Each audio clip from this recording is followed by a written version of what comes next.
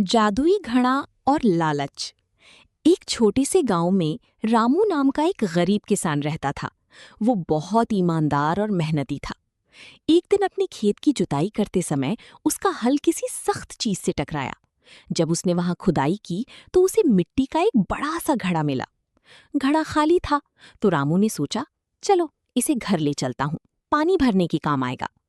उसने अपनी कुदाल उस घड़े में डाल दी और थका होने के कारण एक पेड़ के नीचे आराम करने लगा। शाम को जब वो जाने के लिए उठा तो घड़े के पास पहुंचकर हैरान रह गया। घड़े के अंदर एक नहीं बल्कि 100 कुदालें थीं।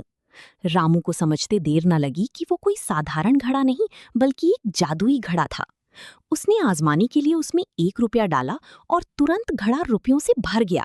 रामू की गरीबी दूर हो गई। वो अपनी जरूरतों के हिसाब से उसमें चीजें डालता और खुश रहता। धीरे धीरे ये बात गांव की जमींदार को पता चल गई।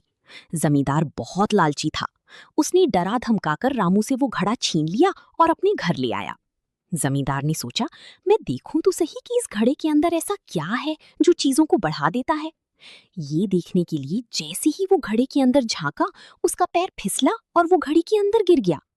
जब वो बाहर निकला तो उसके पीछे पीछे घड़ी से 100 जमींदार बाहर निकल आए। सभी असली जमींदार होने का दावा करने लगे और अपनी जायदाद के लिए आपस में ही लड़ने मरने लगे। लालच के चक्कर में जमींदार का पूरा घर और सुख चैन बर्बाद हो गया। सीख, लालच का फल हमेशा बुरा होता है। हमारे पास जो है हमें उसी में संतोष रखना चाहिए, क्योंकि ज्यादा का लालच सब कुछ खत्म कर देता है।